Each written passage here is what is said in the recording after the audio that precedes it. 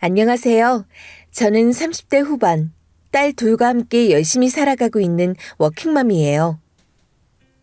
남편과는 20대 후반에 처음 만나서 30대 초반에 결혼하게 됐어요.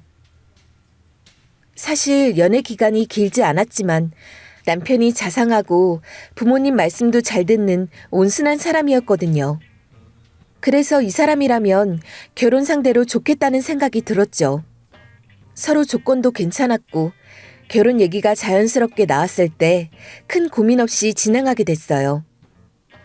하지만 결혼하고 보니 부모님 말씀을 너무 잘 듣는 것도 문제가 되더라고요. 처음엔 부모님께 순종적인 모습이 좋았는데 때론 거절하지 못하는 모습이 답답하게 느껴지기도 했어요. 그래도 결혼 생활 내내 큰 문제는 없었고 결혼 후 곧바로 첫 딸이 생겼어요. 신혼 초부터 아이를 키우고 맞벌이까지 하느라 정신없이 바쁘게 지냈죠. 양가 부모님께는 늘 잘하려고 노력했어요. 특히 친정 부모님은 제가 첫 딸을 낳고 육아에 고생할 때 정말 많은 도움을 주셨어요. 그래서 저는 남몰래 친정 부모님께 더 신경을 쓰고 용돈을 드리기도 하고 맛있는 음식을 택배로 보내드리기도 했죠. 물론 시댁에도 할도리는 다 했어요. 용돈 드리고 생신 때 챙겨드리는 것도 빠뜨리지 않았어요. 하지만 솔직히 말해서 시어머니는 손녀에게 큰 관심을 보이지 않으셨어요. 시어머니께서 손자가 아니라 손녀라서 덜 좋아하시는 것 같다는 느낌을 받았죠. 물론 대놓고 섭섭함을 표현할 수는 없었어요. 그 세대에서는 아들을 더 우선시하는 게 당연하게 여겨지니까요. 그래도 친정 부모님의 도움 덕분에 큰딸을 낳고 몸조리도 잘하고 복직도 순조롭게 할 수 있었어요. 시댁에 서운한 마음이 없었던 건 아니지만 친정에서 받은 도움 덕분에 시댁의 도움이 크게 필요하지 않았던 것도 사실이었어요. 그래서 시어머니의 마음을 이해하려 노력하며 남편이나 시댁 몰래 친정을 더 챙기면서도 며느리로서의 도리를 잊지 않으려 했어요. 특히 신혼 초, 시아버지가 갑자기 돌아가신 일이 있었어요. 시어머니가 그 일로 많이 힘들어하셨을 거라 생각해서 일부러 시댁에 딸을 데리고 자주 찾아가고 친구들과 여행 다녀오시라고 비용도 보태드렸어요. 하지만 그럼에도 불구하고 시댁은 시댁이더라고요. 손녀를 별로 좋아하지 않으시는 것 외에도 시어머니와는 어느 정도 거리가 느껴졌어요.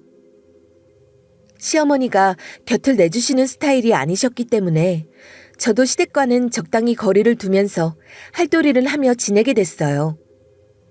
그러던 중 남편과 저는 더 넓고 좋은 집으로 이사가기로 결심했어요. 원래는 외곽에 있는 작은 빌라에 살았는데 아이가 커가면서 공간이 너무 좁아 불편하더라고요. 혹시 둘째라도 생기면 더 좁을 테니까 벌떼 벌어서 깔끔하고 위치 좋은 신축 아파트로 이사하기로 했어요. 너무 무리하지 않는 선에서 우리 가족이 지낼 수 있는 곳을 찾아 이사 준비를 하게 된 거죠. 이사를 한 달 앞둔 시점에는 집도 어수선하고 정리할 것도 많아서 친정에서 첫째를 잠시 맡아주시기로 했어요. 덕분에 남편과 저는 퇴근 후에 짐 정리도 하고 새로 들어갈 집에 대한 기대감에 축하 파티도 자주 열며 들뜬 마음으로 지냈어요. 그런데 축하 파티를 너무 자주 해서 그랬는지 신축 아파트로 이사하기도 전에 둘째가 덜컥 생겨버렸어요. 저희도 생각하지 못했던 일이었어요. 하지만 둘째를 가질 계획이 아예 없던 건 아니라 당황스러움 속에서도 기쁜 마음을 가지며 양가 부모님께 임신 소식을 전했습니다. 친정 엄마는 정말 좋아하시면서 예, 첫째 낳고 애기 더 안 가질까 봐 걱정했는데 잘 됐네. 애는 혼자 크면 외로운 법이야. 너 애기 낳아도 내가 또 도와줄 테니까 건강관리에만 신경 써. 내가 불고기랑 반찬 갖고 갈 테니 먹고 싶은 거 있으면 얘기해. 이삿날에도 내가 도와줄게. 너무 무리하지 마. 라고 하셨죠. 친정 엄마의 따뜻한 말에 마음이 놓였어요. 반면 시어머니는 둘째를 가졌다니 겹경사구나. 이번엔 아들이면 참 좋겠다. 요즘 딸이 낳았다고 하지만 대를 이을 아들은 하나 있어야 하거든. 그리고 아범처럼 든든한 아들 있으면 얼마나 좋겠니? 임신하면 잘 먹어야 하니까 내가 고등어랑 조기 보내줄게. 라고 하셨어요. 시어머니 말씀에 조금 서운한 마음이 들었어요. 사실 저는 불고기를 좋아하고 생선을 좋아하지 않거든요. 그런데 시어머니는 제 식성을 기억하지 못하시고 남편이 좋아하는 생선만 챙겨주시는 게 너무 티가 나는 것 같았어요. 남편도 여러 번 제가 고기를 좋아한다고 말씀드렸는데도 말이죠. 게다가 둘째가 생긴 건 기쁜 일이지만 시어머니가 계속 아들 타령을 하시니 마음이 조금 무거워졌어요. 그래도 건강에 좋은 음식이니까 감사히 받아서 남편과 첫째랑 잘 먹기로 했죠. 둘째를 가졌다는 사실에 얼떨떨했지만 그래도 기쁜 마음이 컸어요. 큰딸이 더 크기 전에 둘째와 넷이서 넓은 아파트에서 지내게 되었잖아요. 새로운 집에서 새로운 시작을 하게 된다는 생각에 설렜어요. 타이밍이 정말 기가 막히게 맞아떨어진 것 같았죠. 그렇게 바쁜 나날을 보내며 이사를 준비하는 와중에도 저는 친정 부모님께 늘 감사한 마음이 컸어요. 그동안 큰딸을 키우는데 많은 도움을 주셨고 둘째를 가졌다는 소식에도 먼저 나서서 도와주시겠다는 친정 엄마의 말에 정말 힘이 났어요.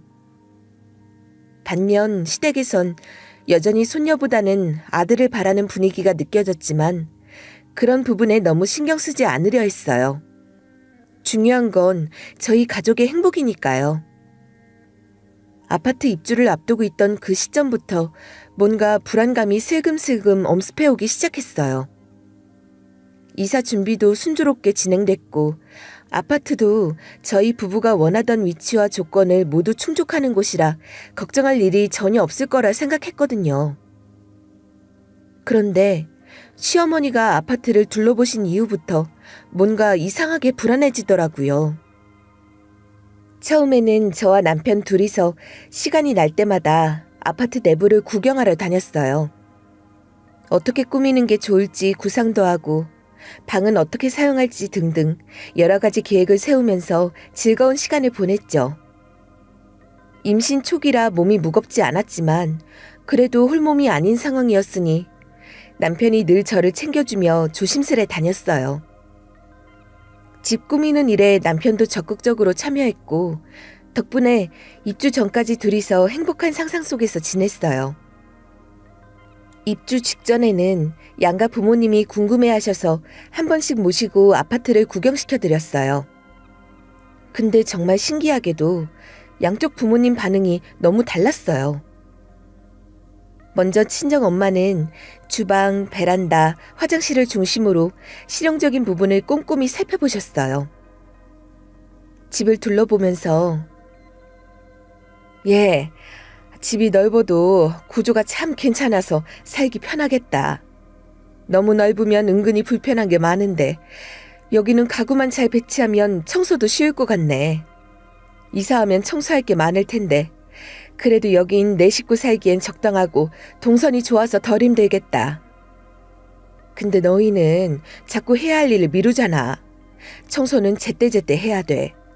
애기들 크는데 너희도 건강관리 잘해야 하고 애들이 뭐든 보고 배운다는 거 잊지 말고 라며 잔소리도 하셨지만 다 도움이 되는 말씀이셨죠. 그리고 주방을 보시면서 여기 싱크대랑 식탁은 기본으로 제공되는 거지? 아일랜드 식탁이 있으면 음식 준비하기도 간단하게 식사하기도 좋겠다. 요즘엔 바쁘니까 간편하게 먹는 게 많으니 이게 딱이네. 수납 공간도 많아서 살림하기엔 정말 편해 보인다. 베란다는 통풍도 잘 되고 빨래 널기도 좋아 보이네. 세탁기랑 건조기도 새로 샀으니까 그 전에 쓰던 건 다 정리해라. 학교나 마트도 가깝다니 좋네. 아이들이 학교 다닐 때 힘들지 않겠어. 라며 실용성에 중점을 두고 꼼꼼히 따져보셨어요. 저희 부부의 생활 패턴을 염두에 두시고 집 주변의 조건까지 꼼꼼히 살펴봐 주신 덕분에 마음이 한결 놓였죠. 그런데 시어머니는 반대로 방 위주만 열심히 보시더라고요. 보통 집을 둘러볼 때는 전체적인 분위기와 구조, 주방이나 화장실 같은 곳도 살펴보잖아요. 그런데 시어머니는 집에 들어오시자마자 침실로 직행하시더니 거기서만 시간을 많이 보내셨어요. 여긴 대단지라서 시설도 좋고 뷰도 참 좋네. 침실도 넓고 깔끔하고 화장실이 따로 있어서 불편한 일도 없겠네. 드레스룸도 있고 팬트리까지 있으니 수납 걱정도 없겠어. 요즘 집들은 정말 잘 짓는구나. 나도 이런 데서 살아봤으면 좋겠다. 우리 집도 이런 스타일로 한번 바꿔봐야겠네. 하시며 침실을 샅샅이 살펴보시더니 은연중에 여기서 살고 싶다는 느낌을 주시는 거예요. 솔직히 그때부터 좀 이상한 기분이 들기 시작했어요. 친정 엄마는 실용적인 부분을 중점적으로 보면서 제 생활에 맞는 조언을 해주셨는데 시어머니는 집의 전반적인 구조나 생활 여건은 전혀 보지 않으시고 침실만 관심을 가지시는 게 뭔가 불편했어요. 그리고 이런 데서 살면 여한이 없겠다는 말씀을 자꾸 하시니 혹시 우리랑 같이 살고 싶으신 건 아닌가 하는 불안감이 생기더라고요. 사실 요즘은 대가족이 모여 사는 시대도 아니고 대부분의 가족들이 따로 살아가잖아요. 그런데 시어머니가 계속 이런 말씀을 하시니 이사도 하기 전에 학가 이야기가 나올까봐 걱정이 되기 시작했어요. 한 번만 그러셨으면 그냥 넘길 수 있었겠죠. 그런데 그 이후에도 시어머니는 남편에게 시간만 나면 전화하셔서 얘 막내야, 집이 참 좋더라. 이사 날짜는 언제라고? 하루라도 빨리 옮기면 좋겠다. 그런데 그 집은 넷이 살기엔 넓지 않니? 한두 명 더 살아도 충분할 것 같은데. 라며 자꾸 제 불안감을 자극하는 말씀을 하시는 거예요. 그래서 저는 혹시라도 시어머니가 합가를 제안할까봐 방 3개짜리 집인데도 아이 방을 미리 다 꾸미기 시작했어요.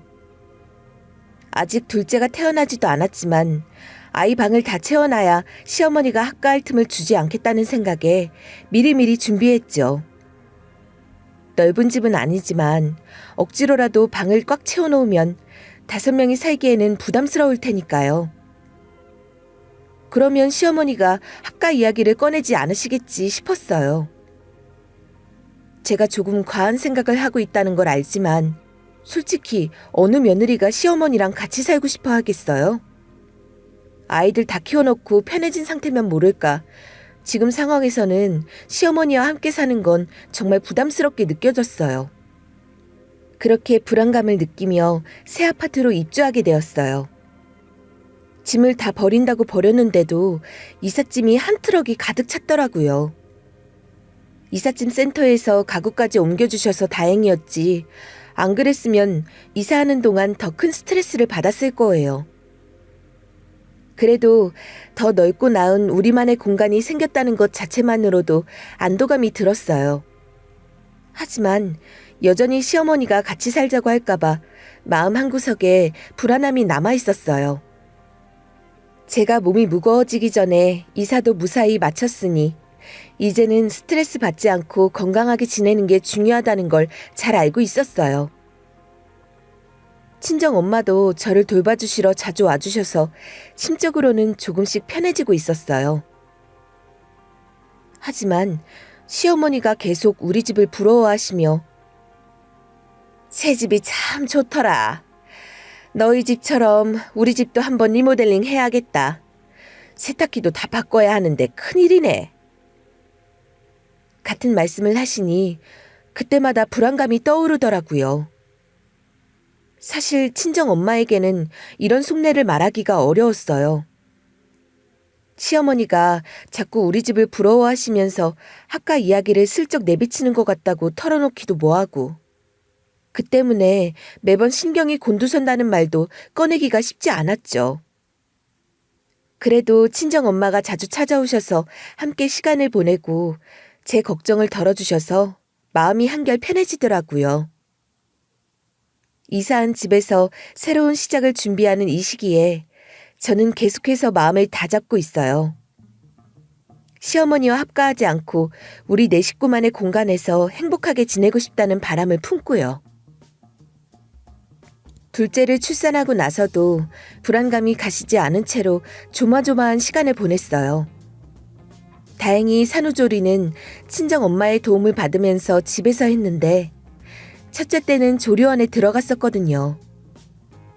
그런데 이번에는 혹시나 시어머니가 조리원에 제가 있는 틈을 타 집에 들어오려 할까봐 집을 오래 비우기가 싫어서 결국 집에서 몸조리를 하게 됐어요. 친정엄마 연세도 있으신데 또 저 때문에 애들 봐주고 산후조리까지 챙겨주셔야 한다니 마음이 편치 않았어요.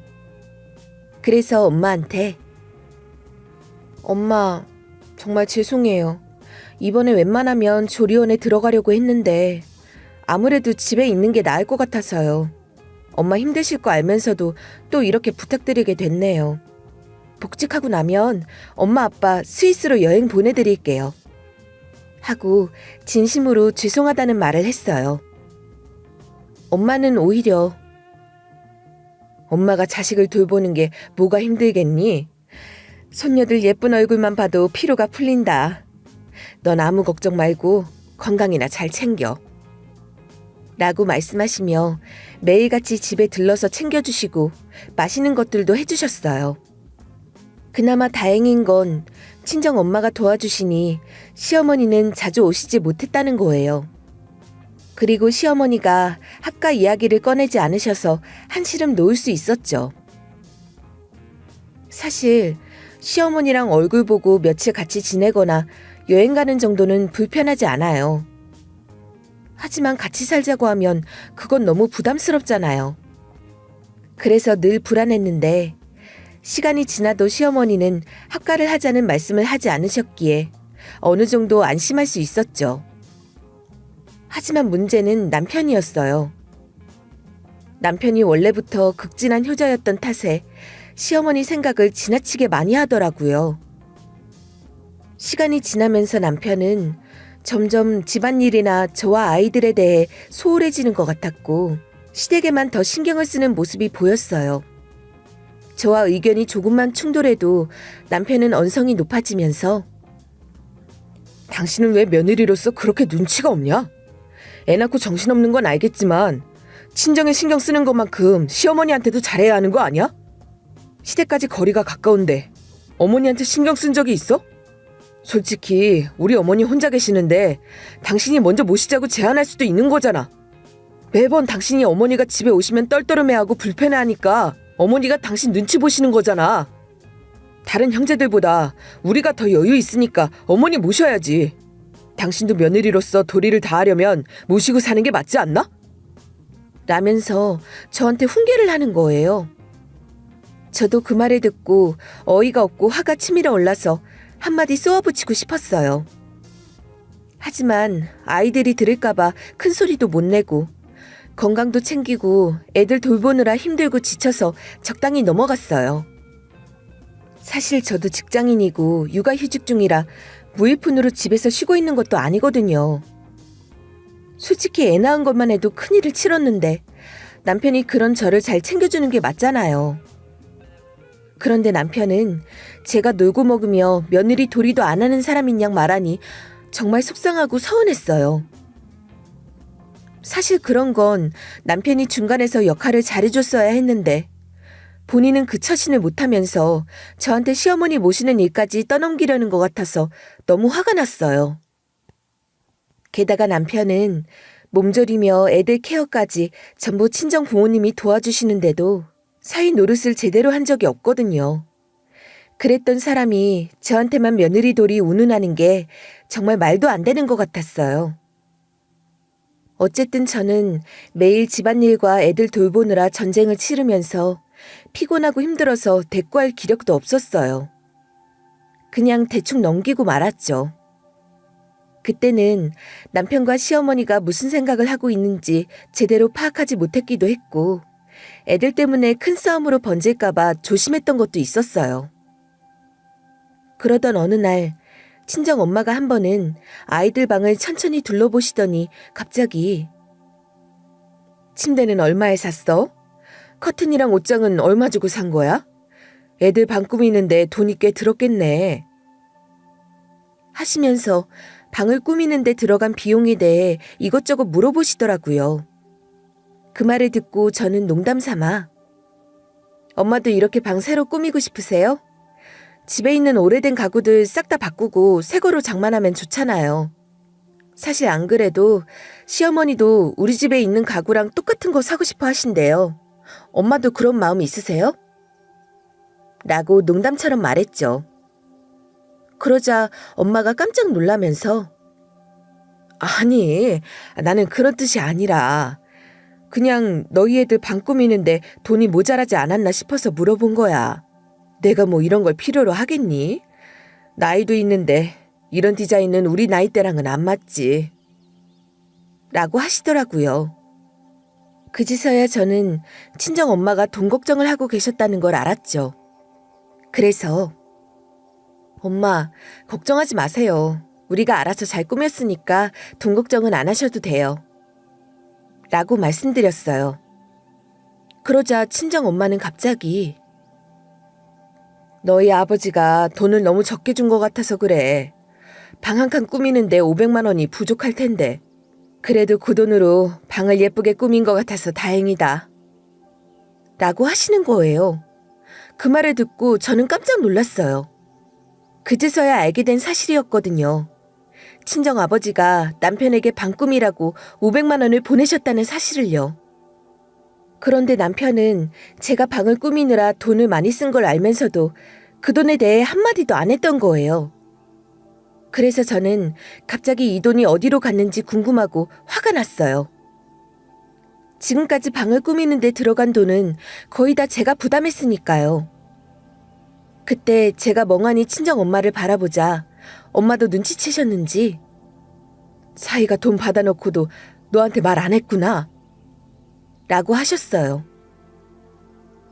사실 친정 부모님은 제 성격을 아셨기에 저한테 직접 돈을 주시면 제가 거절할까봐 남편에게 보냈던 건데 남편이 그 돈을 제게 말도 안 하고 쓴 거였죠.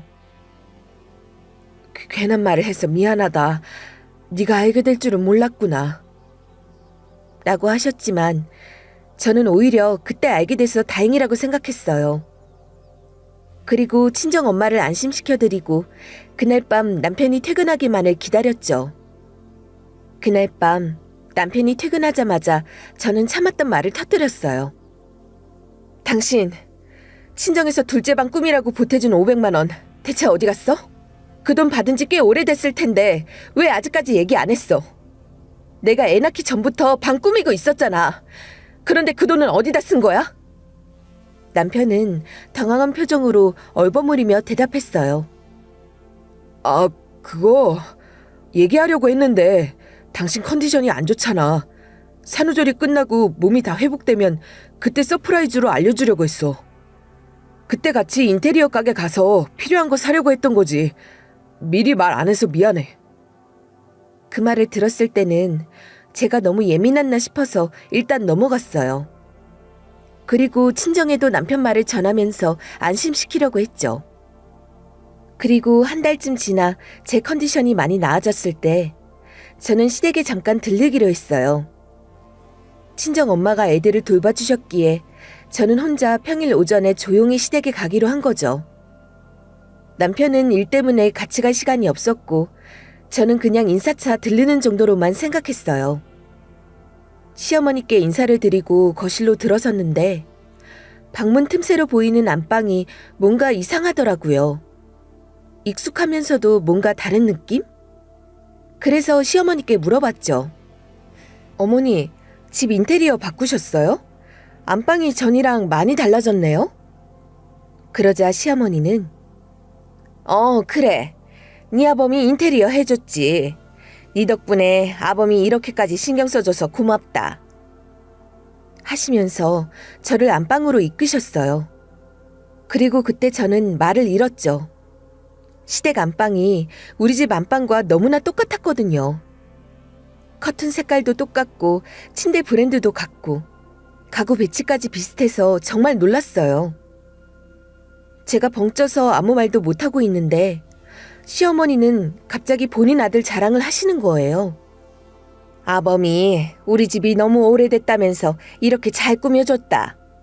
나는 돈 한 푼 없다고 했는데 자기가 알아서 다 해준다고 하더라. 진짜 필요한 걸 알아서 사오더라고. 세아가, 너도 정말 고맙다.